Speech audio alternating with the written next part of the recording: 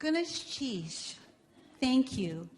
Thank you for joining us to be a part of this session. During this session, we are going to do a review of consultation on the U.S. Department of Agriculture and Forest Service review of sacred sites, policies, and procedures. We're very delighted that you are here, and we're looking forward for the opportunity to dialogue with you. My Tlingit name is Ichrendu. My English name is Lillian Petershoare. I am from Taku Kwan. I am Yanyadi from the Big House. I am the child of the Filipinos. My father's name was Sam Cornell. My mother's name is Kachke. Her English name is Dorothy Peters. I am a child of the Clinidi of the Kwan from the Dog Salmon House. My grandfather's name was Dateen. His English name was Willie Peters. My grandmother's name was Yun Kuke. Her English name was Gertrude Jung. My husband, Steve, his name is Taya Gut. He is Duck Dayton. He is British. We have 2 children and a daughter-in-law. Our daughter-in-law is Navajo, and we have 3 granddaughters. I would like to say what an honor it is to be here and how very precious it is to be here on Kiksati land. Thank you for those who are Kiksati for allowing us to be here and to give this report. I'd like to introduce the Forest Service individuals who are here, and after I introduce them by name, I'm going to ask each of them if they could share a bit of their history of where their roots are and their stories. I am first going to call on our Regional Forester, Beth Pendleton. Beth Pendleton, as Regional Forester, is the top official in the Forest Service in Alaska. Beth? Thank you, Lillian. It's great to be here today. Just a little bit about my background. My parents, on my mother's side of the family, came over from Ireland, England, and Scotland in the 1600s and settled on the east coast of this country. And my father's family came over from France and Italy, Germany, and they came over a bit later. They came over in the early 1900s. I am one of 5 children. I have family all over, quite frankly, all over the country.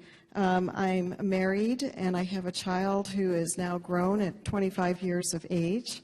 And I love Alaska. I love the people and some of the things that matter most to me, and the reason why I work for the Forest Service is I have a deep appreciation of giving service to people and to this great land, and the richness of Alaska and the wonderful opportunities to be a good steward of the land is very important to me. And I'll pass the microphone to Steve Kessler. Hello, I'm Steve Kessler. I've been a resident of Alaska for about 23 years. I've lived in Sitka, Yakutat, Juneau, and now I'm in Anchorage. My parents came to the U.S. Fairly recently during World War II as refugees from Austria and Yugoslavia. I was born in New York City, sort of grew up in Arizona, and Alaska's now home. I feel very honored to be able to talk about sacred sites, your sacred sites, and I appreciate being invited to do so. My wife is Canadian. She's from Quebec. I have 2 children. We adopted both of them. One is Korean and the other one is Aleut. And they're both teenagers still. Thank you. Good afternoon, everybody. My name is Tricia O'Connor. My background and my family history is I was born and raised in New York State, and my mother's side of the family is Italian-American from Italy, And so that side of my family, I grew up in a very Italian background. I still have a grandmother who's 96 years old in upstate New York, and still very close to her. But my dad's side of the family was actually from Alaska. And my dad was born and raised in Juneau, went to Juneau Douglas High School. And I have to say, after a gold medal last week, there was an article in the paper, and my dad was actually named in that, Jack O'Connor. He was actually on the 1947 Juneau High School team that almost won gold medal. They didn't quite win it, but they almost did, so I'm pretty proud about that. But I had never been to Alaska, but I heard about it my whole growing up, and so I am really, really glad that I was able to make it here. I've been here 11 years, lived in Yakutat, lived in Juneau, and I'm now the Deputy Forest Supervisor on the Tongass. Most of the time I live in Ketchikan, but I go back and forth because my husband, for the most part, lives in Juneau. Thanks. Hello, everyone. I'm Carol Goularte, and my parents all immigrated from the Azores Islands in Portugal. My mother's family came from Terceira, and my father's family came from St. George. And both of their parents were arranged marriages. And the reason for arranged marriages in the Portuguese culture was to keep the money in the family. So here I am up in Alaska. I was born and raised in Modesto, California, and I spent my whole life being outdoors just because I love being outdoors. We had a small little ranch of almonds and walnuts, and my grandfather had pigs and chickens, and I was always the dirty one. I have one brother, and my brother's an interior designer, and I became a forester, and my father couldn't figure out what happened, what went wrong. So as I developed my career in the Forest Service, I started out in California, in Northern California, moved up to Oregon, did some details in Washington, D.C., and now I'm up in Alaska. And how interesting to be here on an island, which was a tradition from my roots and my background. Thank you, panelists. And now I would like to take a brief moment to ask those who are Forest Service employees or retirees to please stand.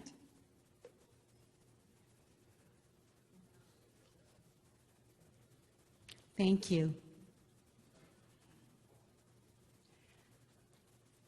Our primary purpose for being together right now is to learn about a report that will be presented to the Secretary.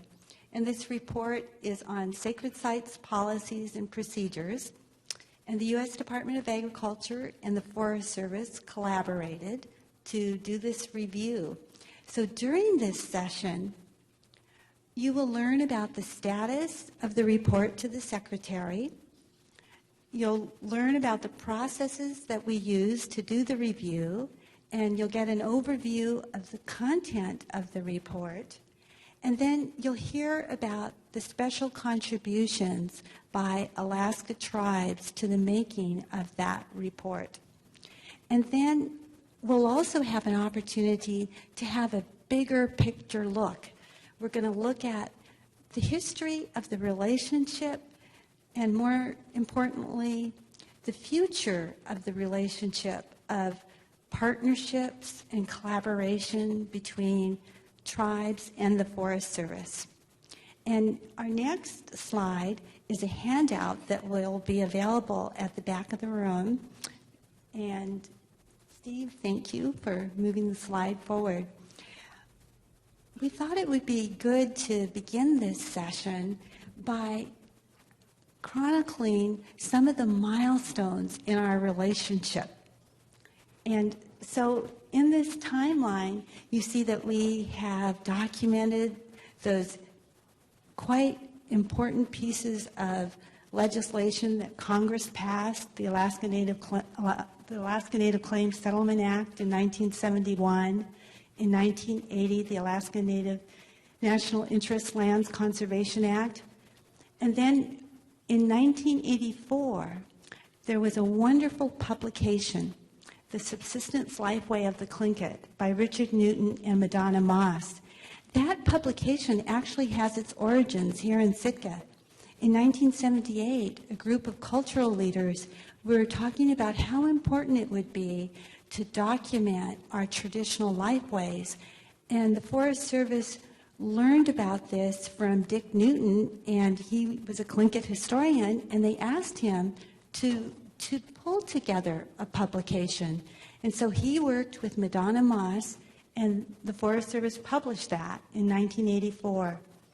And then, again, we take a national look with May 1996, the executive order on Indian sacred sites being signed by President Clinton. And again, we're looking back at the region, and in 2000, the fisheries monitoring contracts. We began contracting with tribes to do fisheries monitoring work. November 2000, Executive Order 13175 that President Clinton signed that directs federal agencies to consult with federally recognized Indian tribes. And then in the years 2003, 2004, the Tongass National Forest, with the leadership of Eric Morrison, my predecessor, worked on forming MOUs with tribes that were interested. And I understand we now have about 10 MOUs in place. Some of them are soon to be re-signed and updated.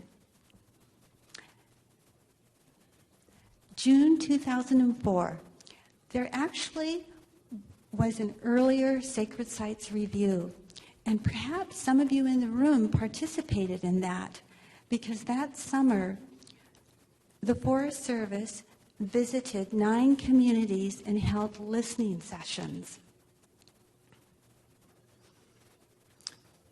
And then 2004, 2005, Congress passed the Consolidated Appropriation Acts, and each of those mammoth pieces of legislation had clauses in them. And effectively, the gist of 2 of these clauses was that the Office of Management and Budget and all federal agencies were directed to consult with corporations on the same basis as tribes. In November 2005, the Alaska region implemented a tribal consultation database. Our leadership felt that it was important that consultation be well documented, and they felt that it should be documented in a database. And what's really fine about that database is it has some accountability built into it, because it captures not only the meeting notes but the follow-up actions. And it's been in place since 2005. And then later that year in 2005, the Subsistence Lifeway of the Tlingit was republished, but as a revision. And there are people who are at this clan conference and in this room who helped with Autrey, Hakusti Siti, our food is our way of life. And it's just a real honor again to acknowledge Nora Dowenhauer at the back of the room who helped. I saw Lillian Austin in the hallways. Al McKinley helped with this effort. It's just, there were many elders who guided us and scholars who helped us with this revision. And we have copies of this publication at the back of the room. And one of the really delightful aspects about this story of collaboration is that Steve Kessler recommended, he said, Lillian, that publication should have a CD so that people can learn how to say the food, fish, and wildlife and food preparation terms. So at the back of that booklet is a CD, and you can learn how to say those terms. And I want to share that this publication was done because we had just the tremendous involvement of partners, and Gold Belt Corporation and the Southeast Fish and Wildlife Commission and Central Council helped with this. And I see Joanne Wita, too, here. And Joanne Wita, there were 3 of us who were worky breeze, and we took our directions and moved forward. And it was because of the involvement of Nora Dowenhauer and all the elders who participated and guided us that we were able to produce this publication.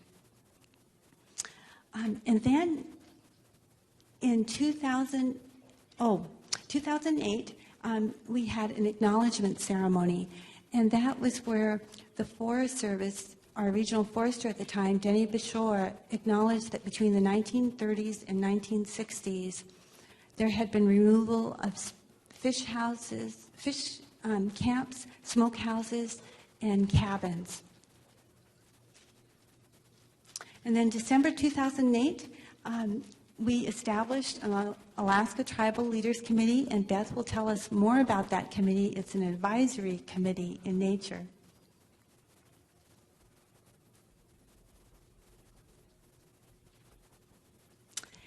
August 2009, the Heen-Latini Experimental Forest gets established. That's the nation's newest experimental forest, and we had the assistance of Central Council and Gold Belt Heritage Institute in moving forward with elders who named that experimental forest.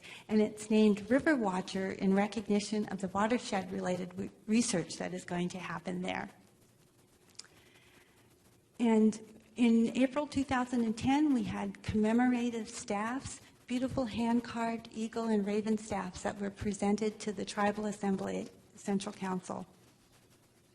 And then we have, in 2010, the USDA and Forest Service collaborating to do a review of sacred sites policy.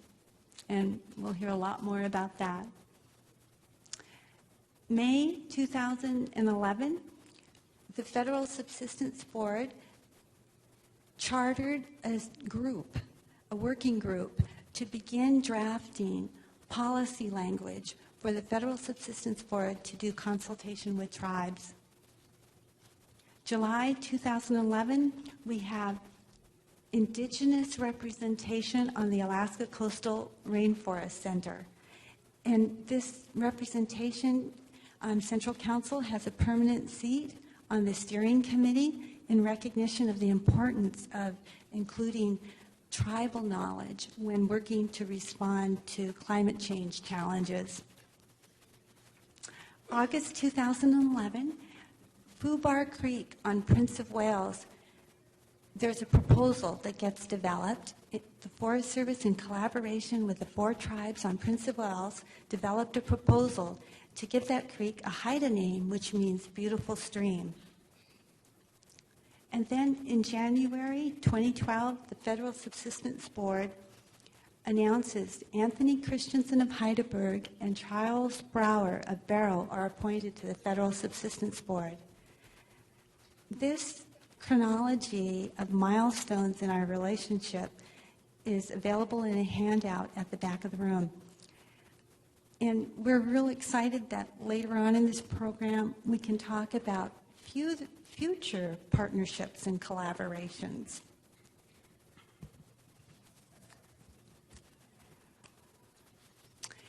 And now I would like to call on our regional forester, Beth Pendleton, who will provide an executive overview of the Sacred Sites Review.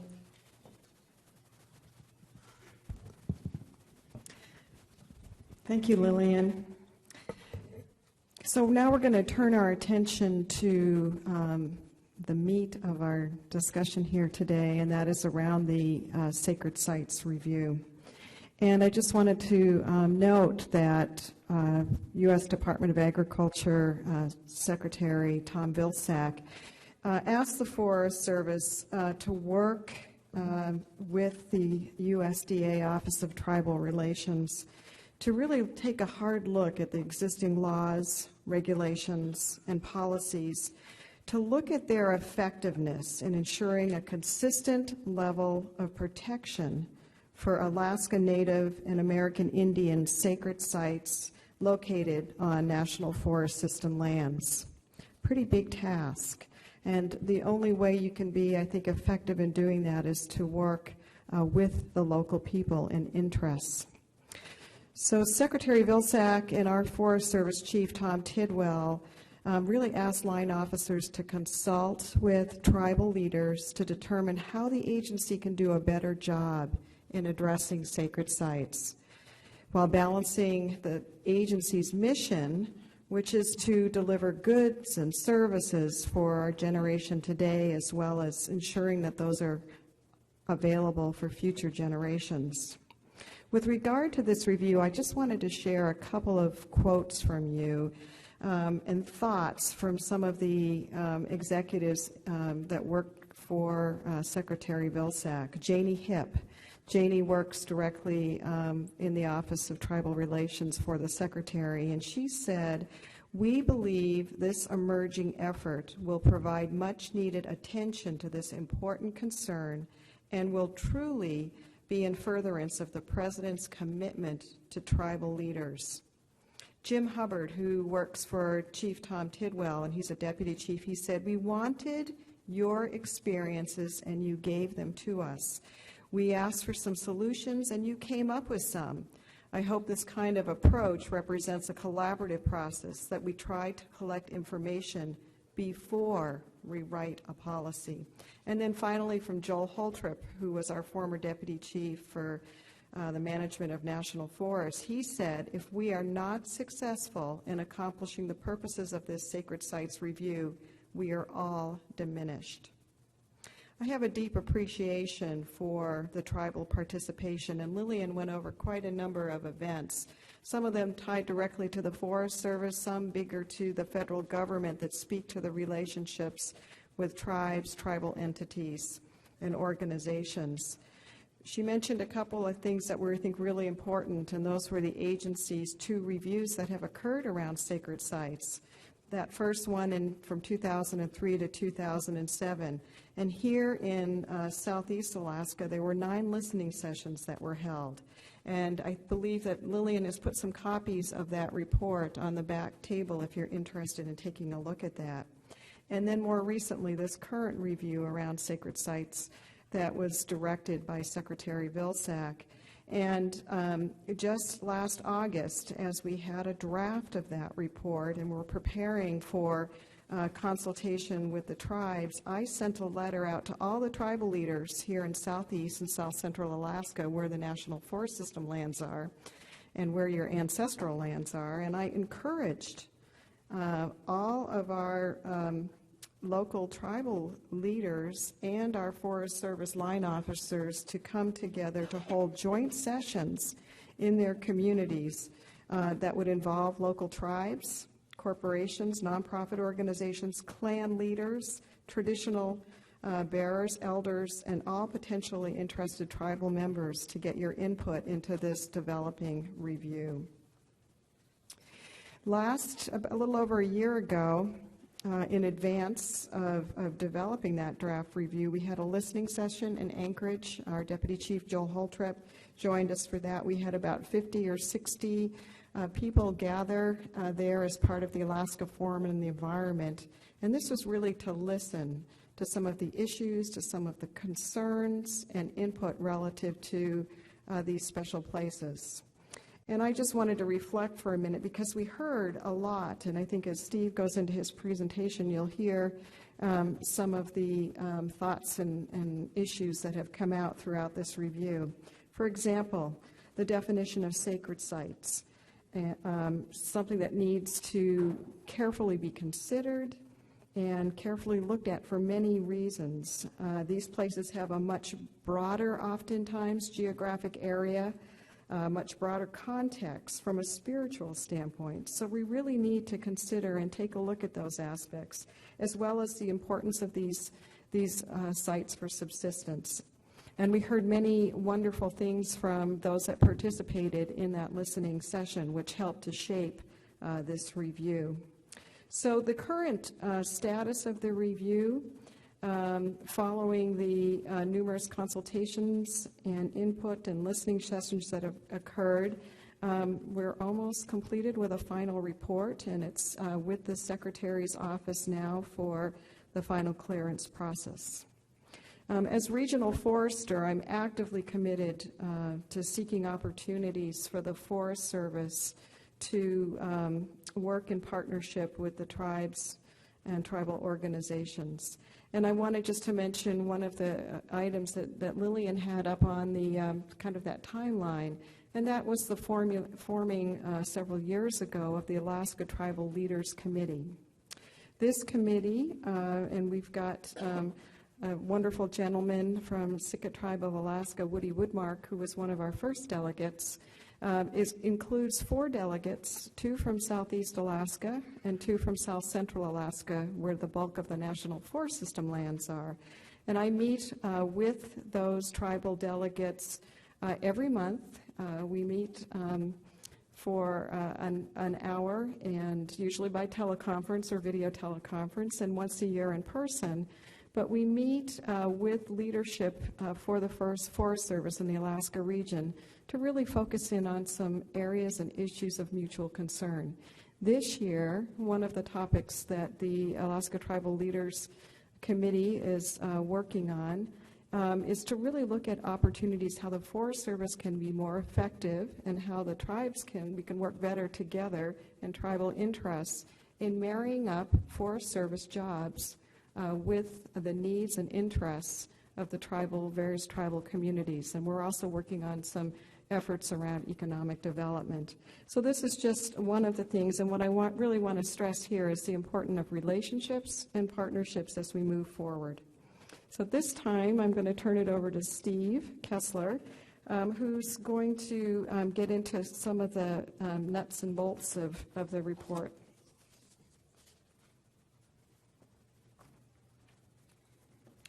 Thank you, Beth. I'm going to just switch over here to this PowerPoint.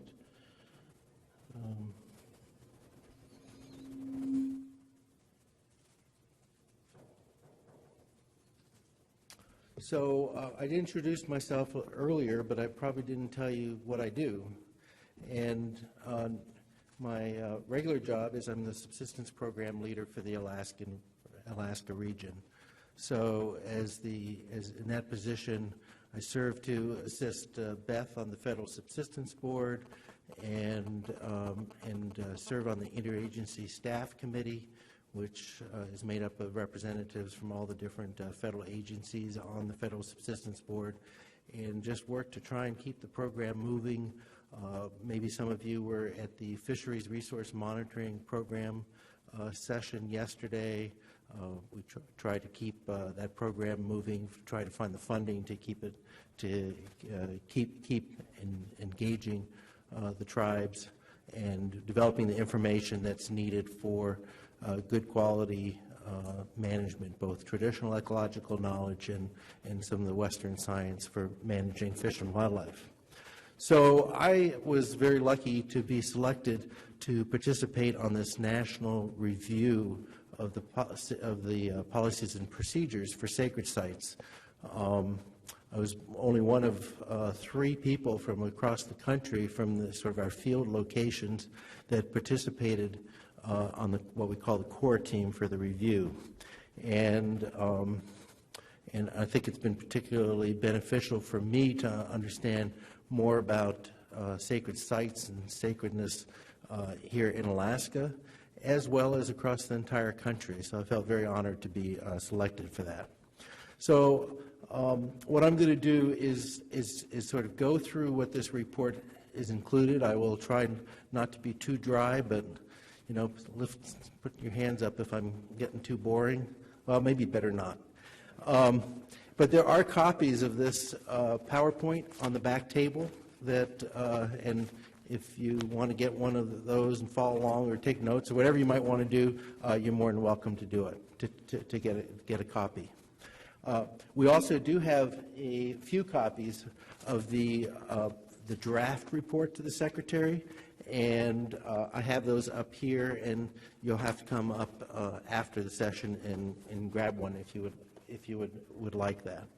So just as a little bit of background, Beth talked a little bit about what the Secretary of Agriculture had asked for, and that's this review of existing law, regulations, and policies on sacred sites, being sure to do that in consultation with tribal leaders, and that a final report with recommendations should be made to the Secretary. There are a number of events that sort of triggered this happening, with the biggest one having to do with what's called the Arizona Snow Bowl in the San Francisco Peak Mountains in northern Arizona. And there were some decisions that were made within the Forest Service and the Department of Agriculture that didn't set well with some of the tribes down there. And so the Secretary said, well, we need to do a better look at how we go about managing for and preserving and protecting sacred sites. So I think I missed a slide here. Hold on a second. I don't know what happened.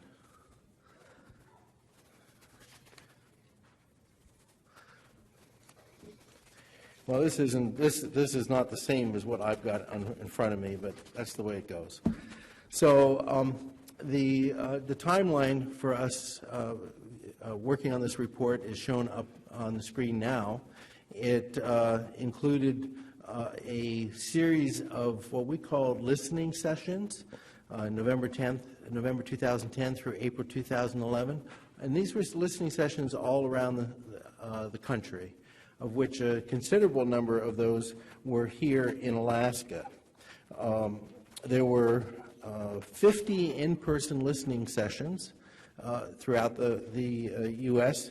and 2 national telephonic phone calls. Of the 50, 18 of them were here in Alaska. And some of those listening sessions were more like consultations. Tribes specifically asked that they be consultations rather than listening, and then there were subsequent consultations on the draft report later. In July 2011, the draft report was issued for the Secretary of Agriculture, and there are a series of recommendations. I'll be talking about those today. July through November of 2011, we conducted the consultations on those on the draft report, which was very intensive. Again, reaching out to many tribes and culture bearers and others. We've been working at finalizing that report. It's pretty close to final. It needs to go through some clearance procedures before the Secretary of Agriculture will receive the final report and then provide some direction to the Forest Service. So,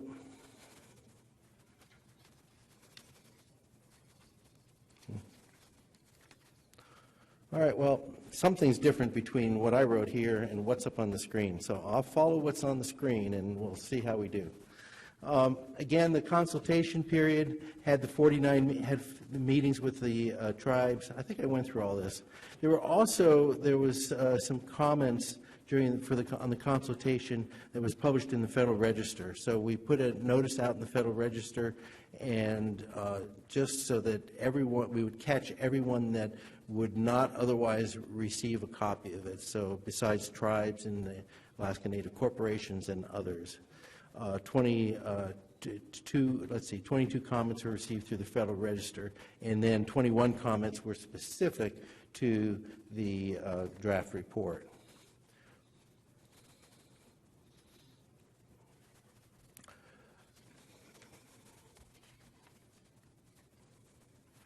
So what did we hear? First of all, and in the handout, you'll see that something's not following between what's in the handout and what's here on the screen. I can't quite explain that, but you'll see in the handout there's sort of a list of everything that's in the draft report. There's the executive summary and introduction, methodology, acknowledgement and recommendations, a little bit about the legal landscape and some of the next steps.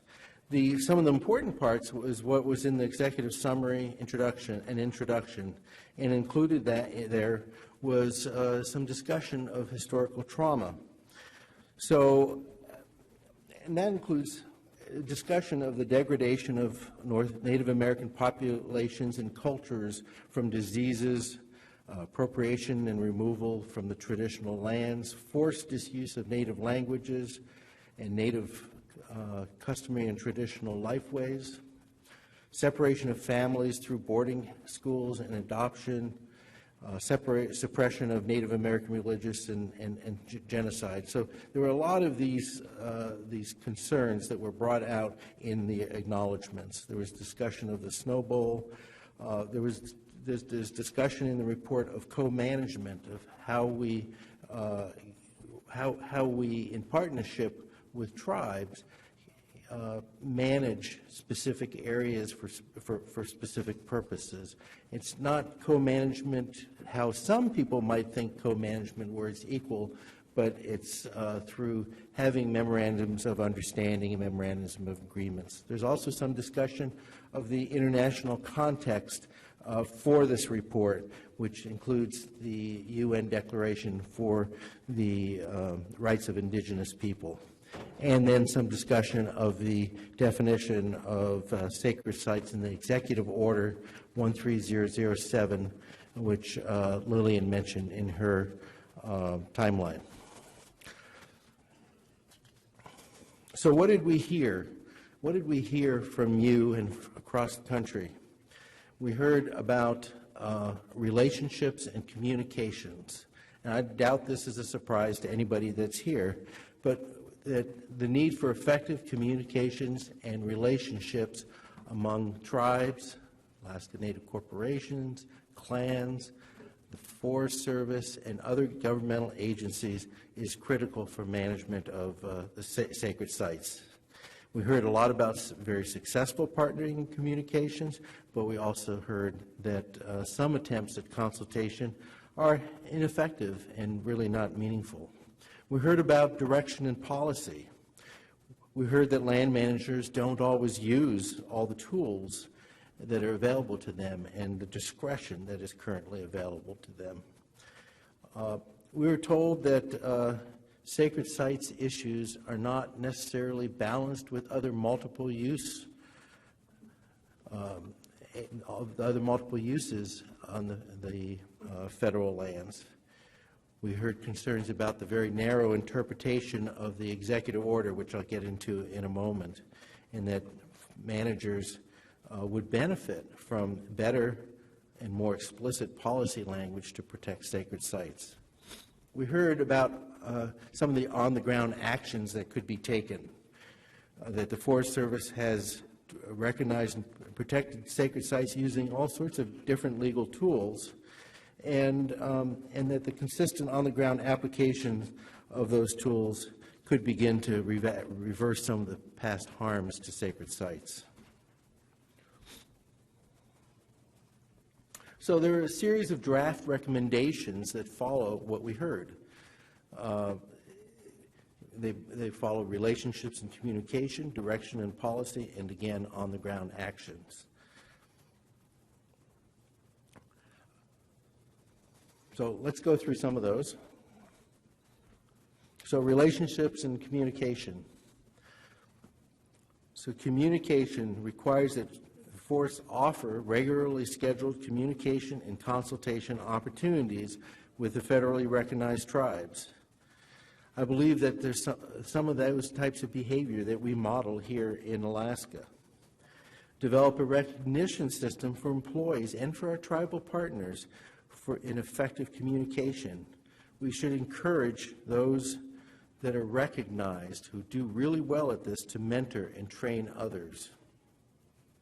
Speaking of training, a comprehensive training program is needed for our leaders, our staff, our law enforcement personnel, to understand and provide the knowledge to build respectful relationships, to use the available tools, and to understand laws, customs, traditions, and values related to Native American sacred sites.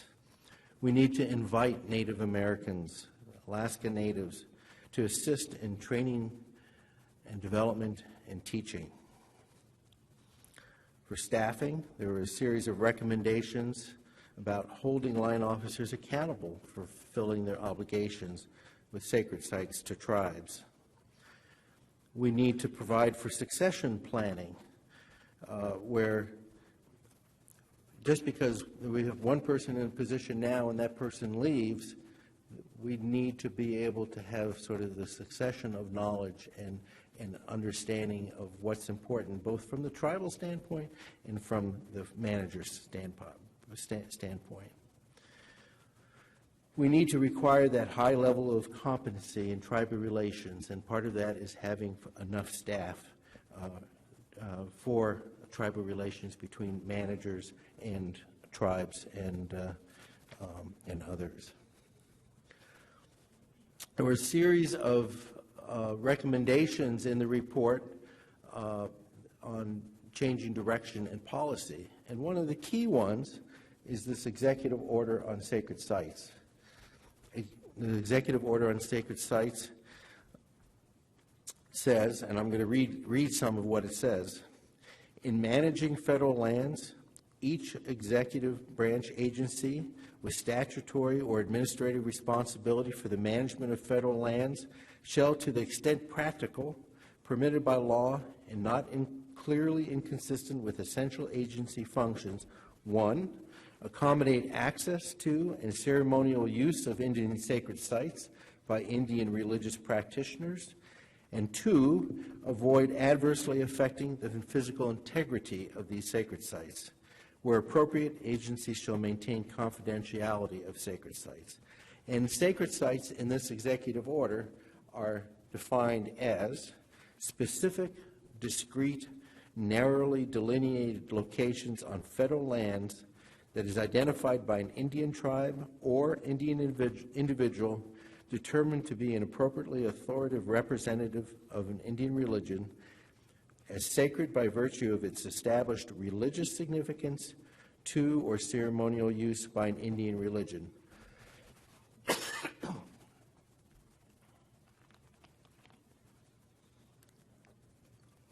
So there were a number of concerns about the executive order, and some of those were that it was that religion had to be included in for it to be a sacred site, and also that it was defined as a specific, discrete, narrowly delineated location on federal lands.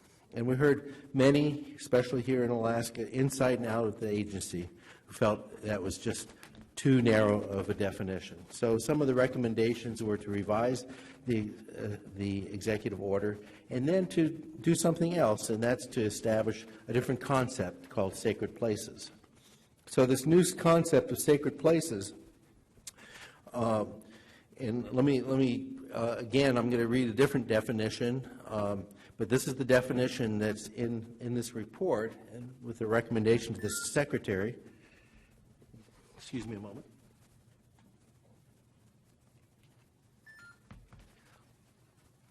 Any specific location on national forest lands, whether site, feature, or landscape, that is identified by an Indian tribe or the religious societies, groups, clans, or practitioners of an Indian tribe as having spiritual and cultural significance to that entity greater than the surrounding area itself. Sacred places may include, but are not limited to, geologic features, bodies of waters, burial places, traditional cultural places, biological communities, stone and earth structures, and cultural landscapes uniquely connecting cultural sites or features in any way meaningful to the identifying tribe. Something much broader than what's included in the Sacred Sites Executive Order. And a lot of the thought that went into this definition, people were thinking, because of the very many listening sessions that we had here in Alaska and the concerns about cultural, traditional uses of fish and wildlife, what we sometimes call subsistence, that there's some key areas that are really important for those purposes, and we need a way to be able to provide in management for some of those. Confidentiality was important. There is some confidentiality requirements in the executive order.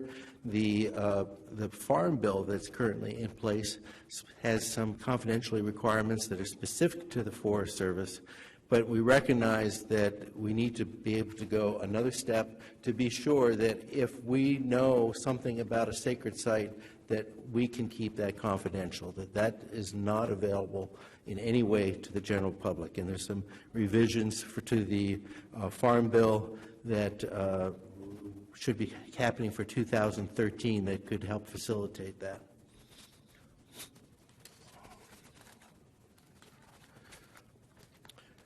Other recommendations include using the existing authority and discretion that we have. And there are a lot of Forest Service and Department of Agriculture directives that incorporate sacred sites protection, and we can prioritize updating and modifying those that would have the greatest impact.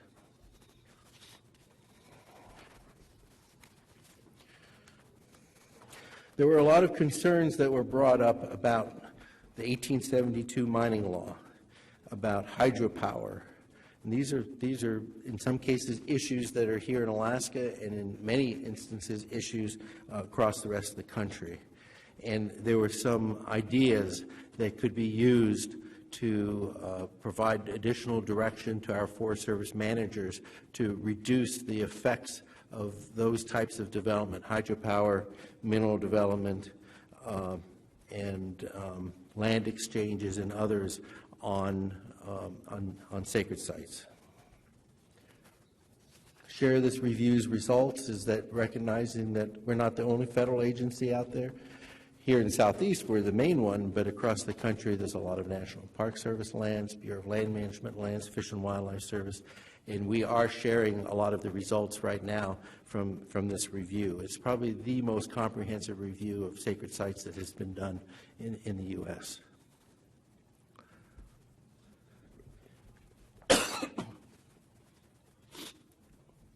And then land management planning.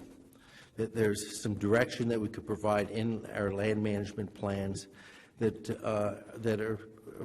are particular to sacred sites. And I just wanted to note that the Tongass Forest Plan Amendment that was fairly recently completed is really a model for integrating sacred sites into land management plans, and that's been reviewed by others across the country. There are a number of on-the-ground actions that can be taken. Partnerships, partner with and recruit Native Americans. We have existing authorities that can be used. And outreach to Native Americans to increase our overall workforce diversity.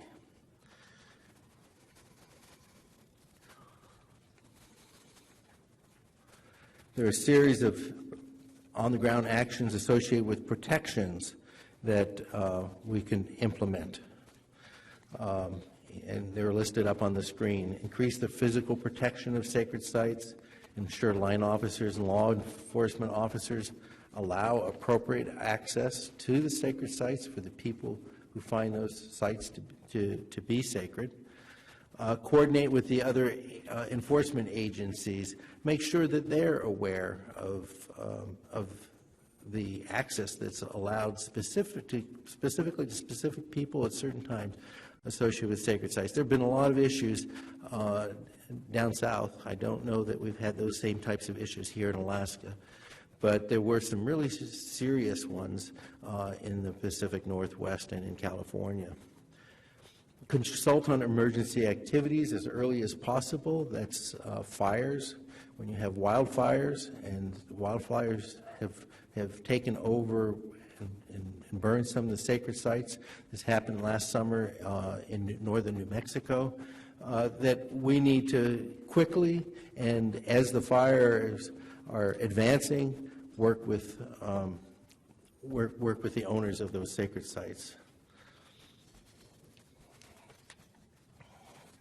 One of the things that we did find out from consultation was that we hadn't included in this report enough about the National Historic Preservation Act.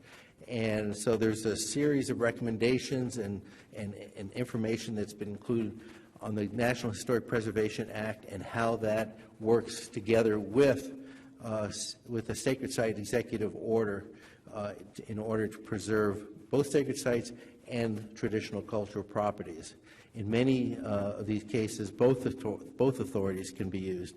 And I have some other slides and some other information if there's anybody who's specifically interested in that, but I didn't think that I would go through that today. So now you're probably wondering, okay, now what are the next steps? And here they are. There's a comprehensive report. The report's not really very long. It's about 30 pages, and there's probably another 80 or 90 pages of appendices. That report is being finalized. It's going through clearance. The clearance process is not simple because there are a lot of agencies who are interested in what we're doing. There's even the White House that's interested, and the State Department because of the UN Declaration for the Rights of Indigenous People. So it'd be sometime this spring, hopefully, that the Secretary will have the final report, and then we will begin implementing some of these recommendations. So if you want to know about the report, there's a website that has copies of the reports. A whole series of questions and answers are there. There's some of the background materials. Everything is there that you might need. And then here's some contacts. And since hopefully you have a copy of this little PowerPoint thing, that the phone numbers will be right there if you need to contact anyone. We encourage you to talk to any of us locally. John Autrey, the Tongass Tribal Relations Specialist, who we thought was going to be with us today, but because of health reasons could not. Lillian Petershoare down here, and myself. So that's all I have about the report right now. I guess we're ready to move on. Thank you, Steve, for that overview. Our next speaker is Tricia O'Connor. Tricia is with the Tongass National Forest. The lead officer for the Tongass National Forest is the forest supervisor. Tricia is the deputy forest supervisor, and she will describe the consultation that occurred on the Tongass National Forest regarding the Sacred Sites Review, and she'll also give us an update on activities with the Ha'ani group. Thank you, Lillian. I think Steve did a real good job talking about the bigger picture and the bigger policy issues on sacred sites and consultation. And I wanted to talk just briefly about some things that happened on the Tongass, and then some of the work that we're continuing to do in the spirit of taking this broader policy and how we actually do this at the local level. Since 2004, there have been many sacred sites listening sessions and specific consultations. As Steve said, there were listening sessions in 10 communities in Southeast Alaska.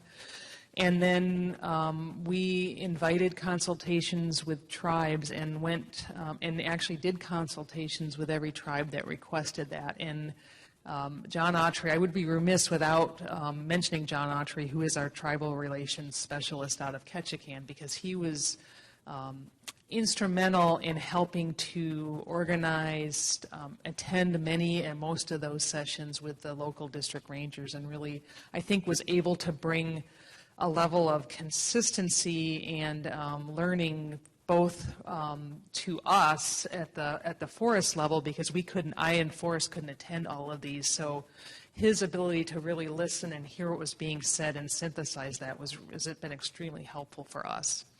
So and all of that, those consultations fed directly into what's going on in the national process.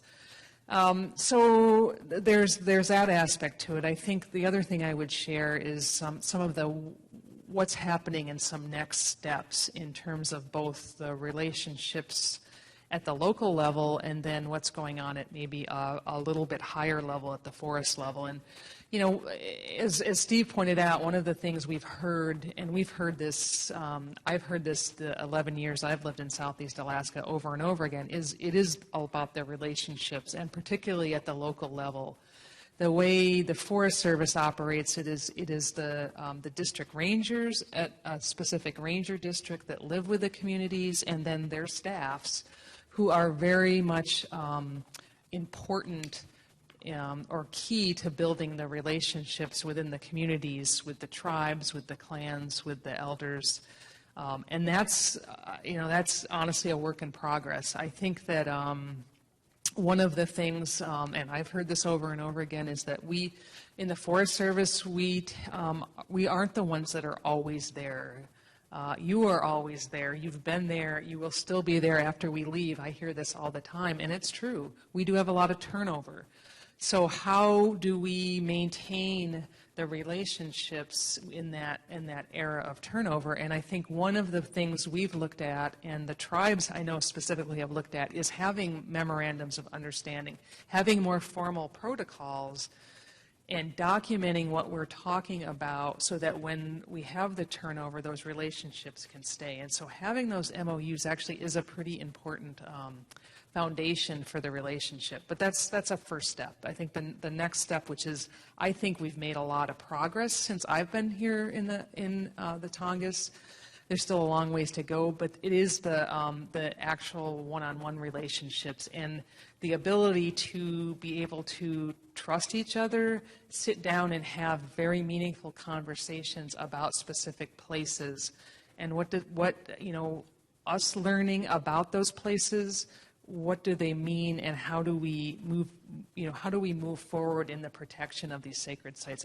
And that's going to be an ongoing learning, I think, from all of us. But I think the door is really open for that, and I'm really energized by the amount of work that's being done. I know Carol's going to talk a little bit about what's going on in Sitka, but I can attest that there's lots of really good things going on throughout Southeast Alaska in a lot of the communities in terms of projects, youth camps, smokehouse rebuilding,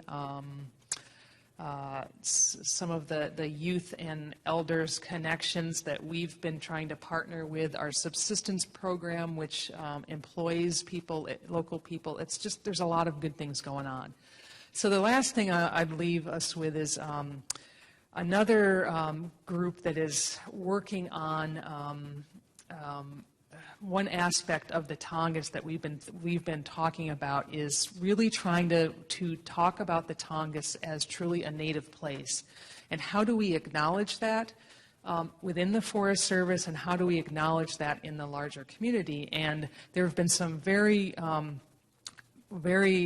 deep and meaningful conversations going on in a group which is it's a subcommittee of the Tongass Futures Roundtable, the Ha'ani subcommittee, and that subcommittee is being chaired by Rosita Worrell and by Rob Sanderson. And I have been lucky to be able to be president in a lot of those meetings, and we really are trying to explore what does that mean, and how do we work collectively on some meaningful things in the future that reflect that the Tongass really is fundamentally a native place, and that acknowledgement and recognition. And so all I can say is it is a work in progress.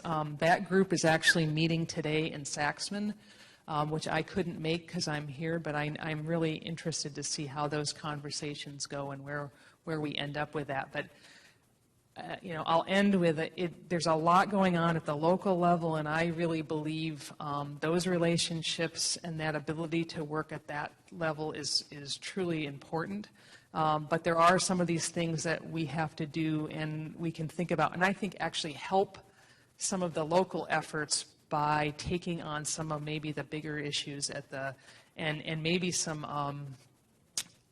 some bigger projects at the forest level, and the next step up where we can help everybody in all of the communities move ahead, both with the relationships and then as well as protection of sacred sites. So with that, I'll stop, and I'll pass this on to Carol, who will talk a little bit about some things at Sitka.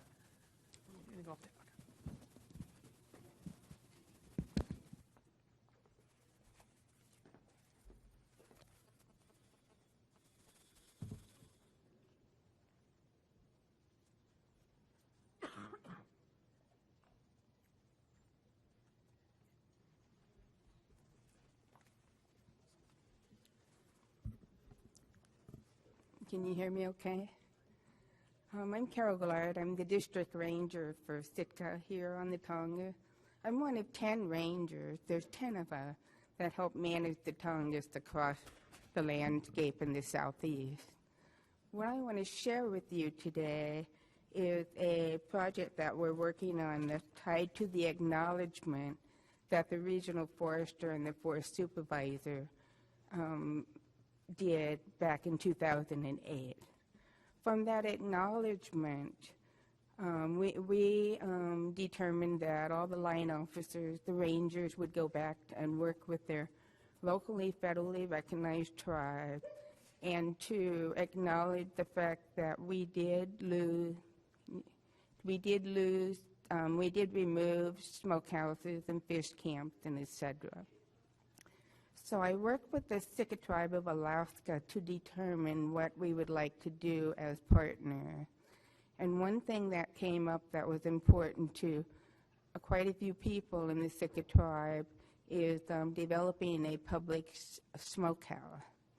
So we started working with the cultural committee with the Sitka tribe, and we talked to many of the local people who had smokehouses in the past, and to try to determine what kind of smokehouse would be appropriate here in Sitka. We were given permission by the Sitka family to go to the Deep Bay area and to look at the smokehouse that's there and to use that as a model.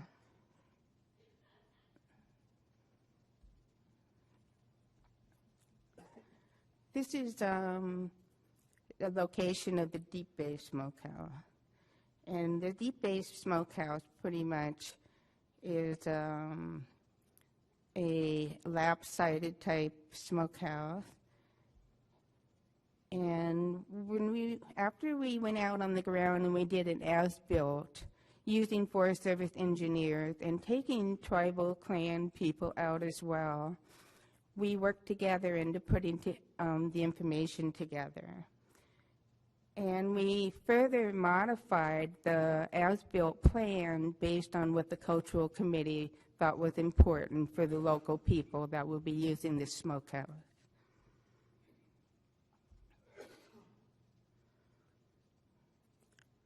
These are just some drawings of the smokehouse. Right now, we probably spent about $9,000 on the project, and because of the declining budgets across the nation, not only in the Forest Service, but in the government as a whole, we were going to have to do this project in phases. So we're planning on just, as we get money, we will chip away at it, working with the Sitka tribe. We pretty much got all the floor plans developed, and they were done by a Forest Service engineer working with the Tribal Cultural Committee. And anytime the Forest Service decide to put a building or a facility on national forest land, we have standards that we have to meet. So these drawings are based on standards that are required for safety of people using buildings. So we're currently seeking funding for the project for the next 3 years. At this time, $10,000 is being considered. So we're hoping to finish the field work this year and begin the environmental analysis. We believe the smokehouse is going to cost over $50,000. So it's not cheap, but it baby steps, and it's important with the Forest Service continues to work with the Sitka tribe and to partner together on these goals and objectives. We recognize the span of time since the original acknowledgement ceremony has been going on, and it doesn't seem like we're getting much done. But we're continuing to work together as partners and moving forward. And I thank you for allowing me to speak. Thank you, Carol. Hopefully, at a future clan conference, we'll have the privilege of maybe having a field visit to a smokehouse that is on district property. and that it is a collaborative project between the tribe and the Sitka Ranger District. We're at a point in the program where we would like to hear from you. This session is due to last until 3 o'clock. We understand that there isn't a follow-up session in the room, and providing they don't need to get set up for tonight, we can maybe go beyond 3 o'clock. And even if we're asked to leave the room, I'm sure that all of us who are Forest Service would be delighted to linger with you, maybe in the hallway or in another room, if you have questions or ideas that you wanted to share with us that unfortunately we just didn't have the time to do it in this room. So we'd like to take this time to hear from you. Yes, we have several smokehouses in the Nakwasina area, and I'm just wondering if those smokehouses are rebuilt, or I know they tore them down at one time, but are they rebuilt? You know where Nakwasina is? It's just 10 miles out of Sitka.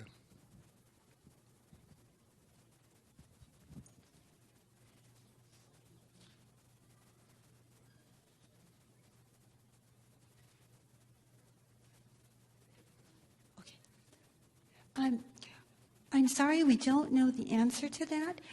One thing that we have been encouraging from the acknowledgement ceremony on, we've asked that the tribes work with the local ranger, and we know that Sitka Tribe of Alaska has been working with the Sitka Ranger District and with Carol Goularte.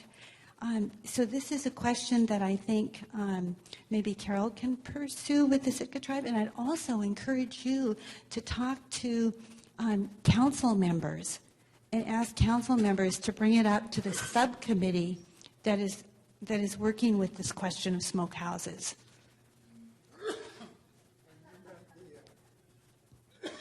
Remember at the entrance of the Nakwasina Sound was, they were making efforts there, and that was several years ago.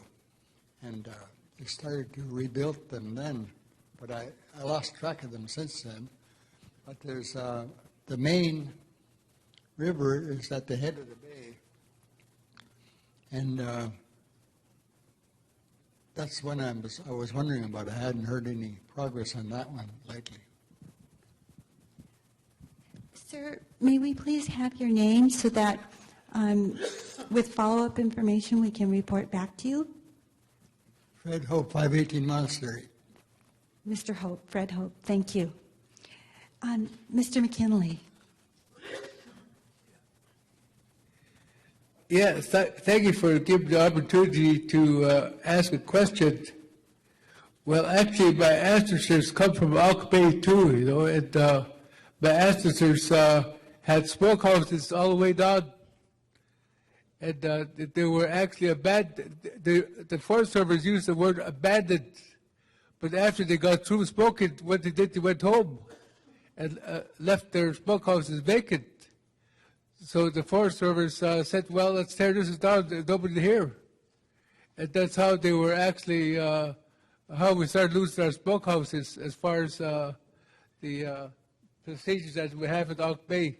I'm Mushketown, you know, so Autrey Bay is our land, you know, that's where my ancestors come from. And also that the procedure policies that you have set there actually state that any changes or modification, it's usually with the state doesn't consult us. They never have a meeting. And they have closed doors where they make the decision, where they meet. So I always use the word for the state that they had a secret meeting. That's how they changed their policies. And the federal government doesn't know that what they're doing. So what we need to do is take the names of those individuals that were in the meeting, take the names who was there, what tribe was actually there to when they were having this meeting. I think this will settle some of these issues. But the federal government should ask them, was there a public meeting? Ask this question, was there a public meeting? ask that question. That way you won't have any problem. That's it's the state law. Actually, they have a state law which says administrative act, and they're supposed to have a public meeting, but they do not have that public meeting. That's all I need to tell you about some of these policies and procedures that you have with the state. We know that the state doesn't like our people, and I know the state doesn't like the federal government either. They have closed doors. They have closed doors. And they're actually, federal government, the state government, they don't get along with each other. That's all I can say about that for your information. Thank you, Mr. McKinley. Are there others who have recommendations for the Forest Service, ideas that you would like to share, or questions that you have based on what you heard during this presentation? Oh, yes.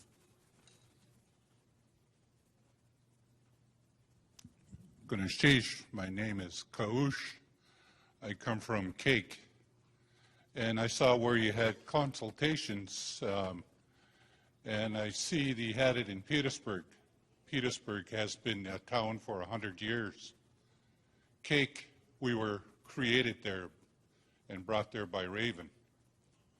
And all your sensitivity to the First Nations of this place, I would suggest to the forest supervisor to possibly start calling the Petersburg Ranger's office the Cake Petersburg Ranger District, because on the U.S.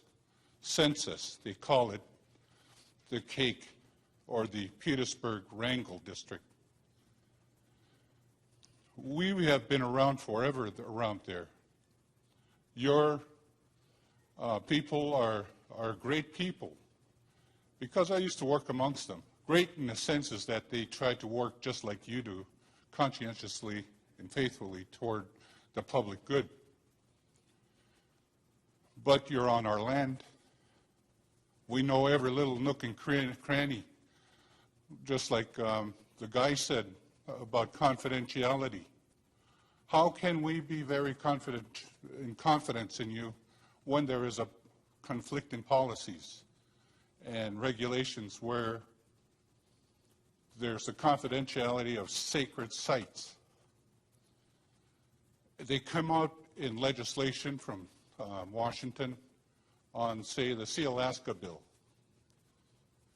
Some of those places are sacred. Some of these places were given the information to in confidence that they would not be disclosed, especially around the Cake area. I only speak for that area. And here they're in the National Legislative Act on selection of a site.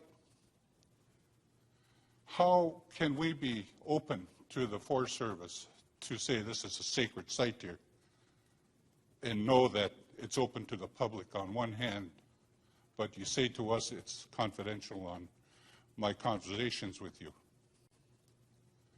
That is just, I don't know how you're going to rectify it.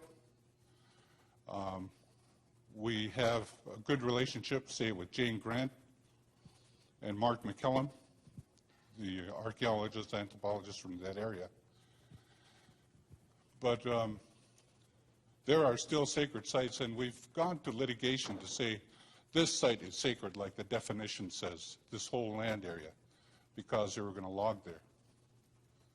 We stood our ground on those litigation points. But it has to be done somehow where we can hold and work with you on it, because we know as well as you do is that you have a trust responsibility to the people, all the people, especially with the people that have been here forever and not just visiting.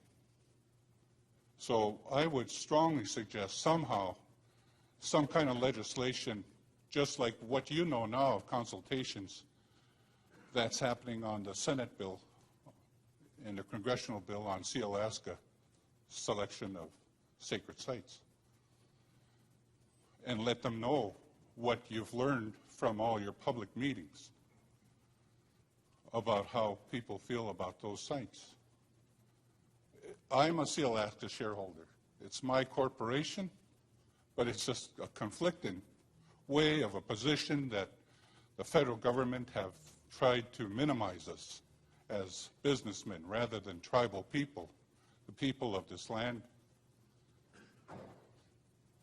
about how it's selected. Because as corporation, you can lose your assets. But in our work with you on public lands in our areas that you say is your property, that has always been our territorial stewardship. It might look like nothing was been there to some visitor, but to us, we stop and talk to it. To us, it's a spirit. To us, it's our religion. Because maybe in all of the federal government's wiseness of creating the American Native Religious Rights Act, whereas any other church in the nation can just start a church and they already have that right. We have to look beyond that about the first people here. And I like the way you're saying consultation and your true way of working with the people now. I hope it continues, and I hope you have people that are sensitive enough, like having one of our own, working with you and guiding you. Richard, the guy that wrote with Madonna Moss, he's from Cake. And he was one of the people of my wife's uncles. But there were many more like him. And he was one of the students of one of our elders there. But it's great to look at what is sacred in our terms and accept it as that.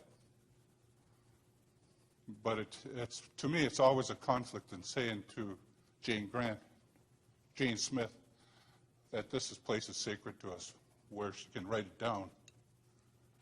And it's known now to the Western world for pot diggers.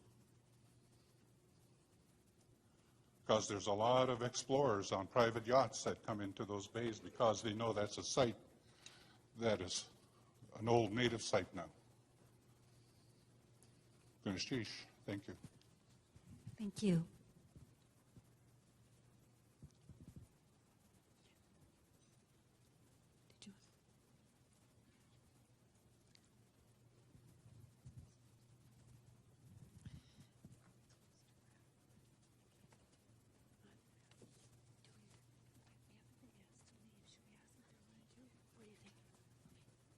I just wanted to thank you for your remarks and your very thoughtful comments and suggestions. We've covered a lot of topics around these sacred places and the development of this report at the Secretary's direction and input. And as Tricia was talking, and I was listening to your remarks, particularly about the naming, I think, of places, around how we protect these sacred places in the future, how we work together. I think the door is really wide open. I think there's opportunities at our local levels, the Forest Service and the tribal clan leaders and communities to work together to better ensure both the protection and opportunities for more appropriate names in some cases. Not always easily done, but I did want to share just a story from just this past summer on Prince of Wales Island and the renaming of a tributary of the Harris River that many from the community of Heidelberg and surrounding communities with the Forest Service and many, many other partners joined hands to do some wonderful restoration work of that truly beautiful and sacred place, and the renaming of that tributary with with a beautiful Haida name, in fact, beautiful river Handlaihana, to rename that tributary and work with the local community to do that. I see our future as, I think much as you're saying, not completely chartered, but I think in a spirit of really working together, whether it's the name of a special place or to do a better job at protecting these sacred places. But it's going to take us continuing, I think, to work together to do that and to find those most appropriate ways to do it. So I appreciate your very thoughtful comments and just wanted to share that, we share those as well. Thank you, Beth. I checked with the organizers, and we can be in the room another 10, 15 minutes. So if there are additional questions or comments to be shared,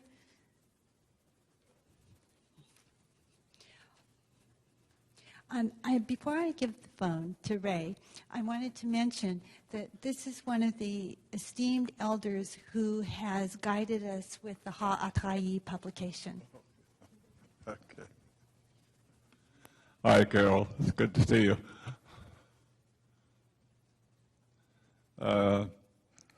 First of all, I'm going to let my sister talk first, and then I'll finish it off.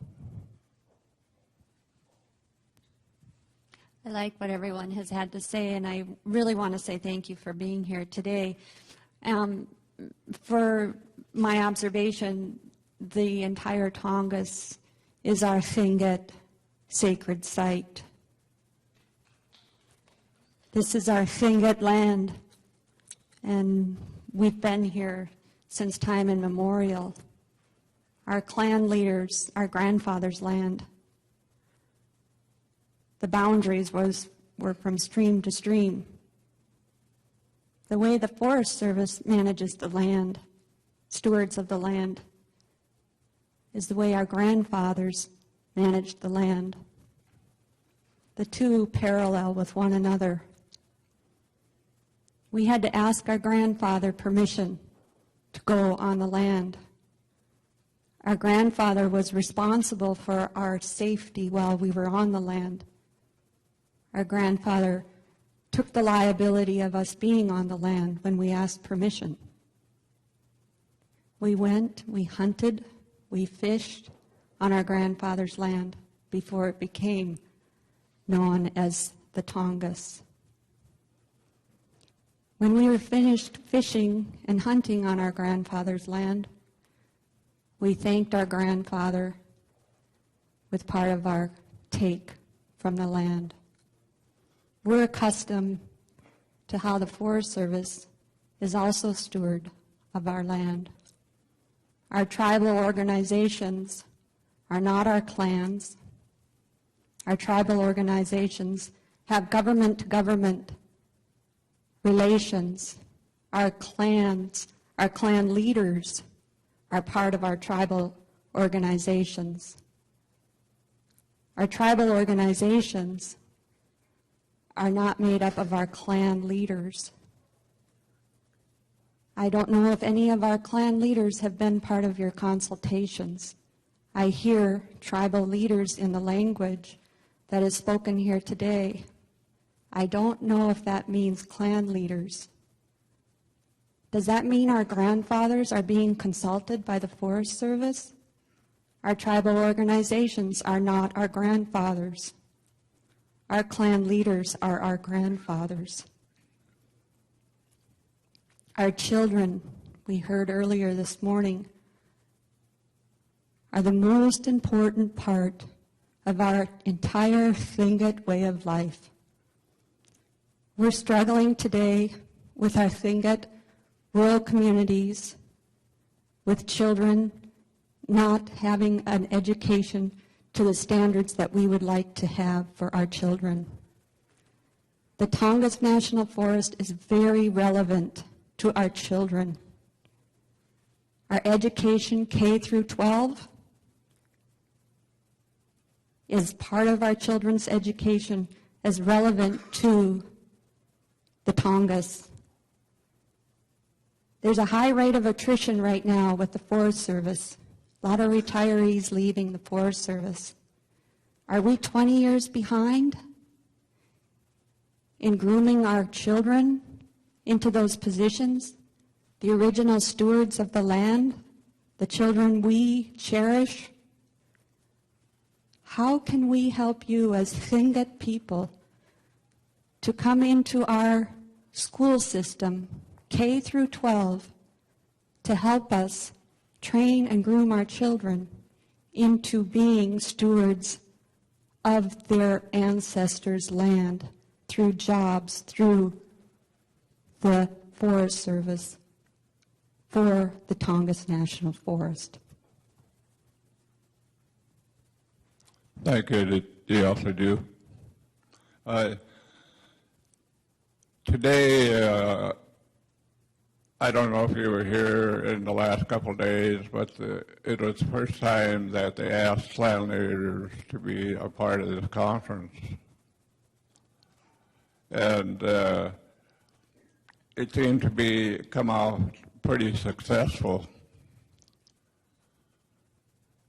And we ask you to look at the point of asking us, the clan leaders, to come to these consultations and be a part of the discussion of what you're talking about and what we're talking about. And I hope that you will take that into consideration so that we can talk on the same level at the same table. I also agree with my sister on we all know, a high rate of no jobs in the villages. Our children are having a difficult time trying to find a decent job they can keep going to. And I see Lillian working in the Forest Service, and there are other people that are working in the Forest Service.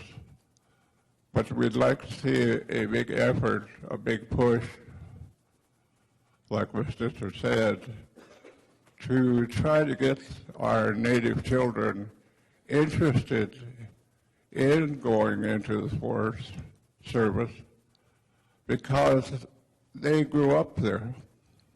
It's part of their life. They don't have to learn about it. One of the things that happened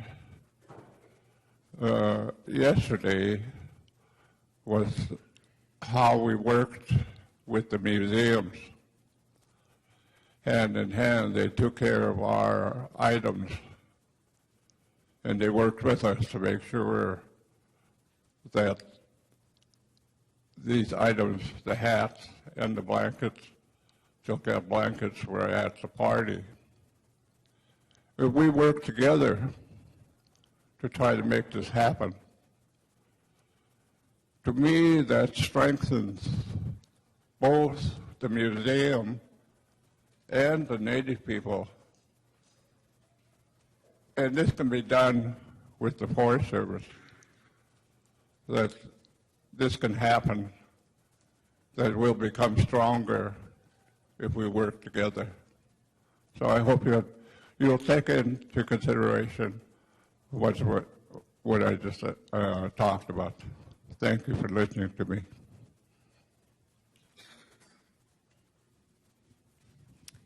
Thank you, Ray. Thank you, Joanne. Are there others who would like to share their thoughts with us?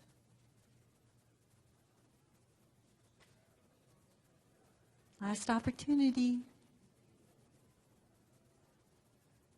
Well, thank you so much, Gunashchish, for being here. I'm going to give the mic to Beth, our regional forester, and she'll do a wrap-up.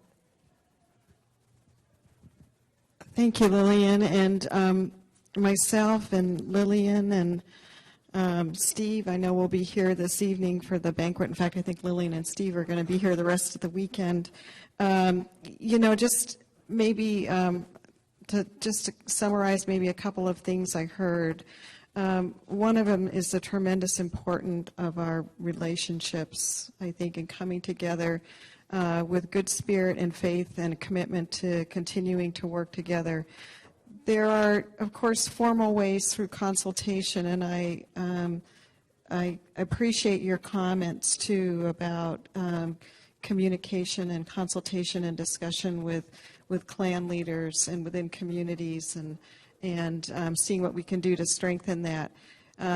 There are formal consultations, and one of the things that the Forest Service is, I think, doing a much better job on is recording those consultations when we sit down with federally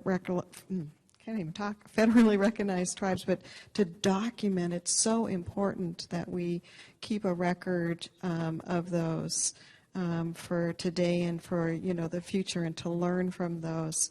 And I think we're doing a better job in doing that. I also think. As I was reflecting on the comments around how we can do a better job to connect with our youth and getting our youth at a younger age, this is a huge focus of the Forest Service, and I know many of the other federal land management agencies, such as the Park Service, but how we can do a better job at connecting young people to the land. And some of the things Tricia and Carol just had a few minutes to share some of the things that have been happening in the last few years with some of our, through some small grants. I'm thinking of the Douglas Indian Association and our grant there, helping to support elders working with youth around traditional foods, from the point of collecting the food and processing the food and eating the foods. That's just one example. We're also doing some great things, I think, with several communities with portable smokehouses and engaging the youth in those activities. But I couldn't agree with you more. It's so important that we're working together to get those young people out on the land, developing that appreciation, that understanding, and building our relationships on how we can be more effective.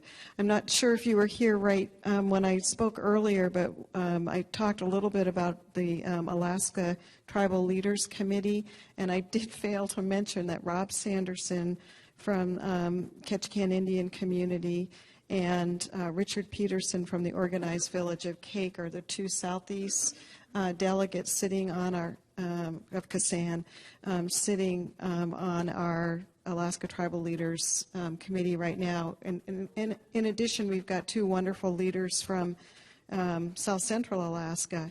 But coming together, one of the things that we're focusing on, and they come together with the Forest Service monthly, and we decided this year we really wanted to try to work on a couple things and do a better job at it. And so we're really putting some emphasis and focus right now around how we can be more effective relative to helping to build capacity with some skills and development and training within our communities, and specifically really doing a better job at outreaching and recruiting Alaska Native youth. It doesn't just have to be young people, but people who are looking for careers in the Forest Service, but how we can be more effective in that outreach. And so that's something we're working on, and I'm really excited about it. It's something that I feel very passionately about. Our workforce needs to better reflect the people,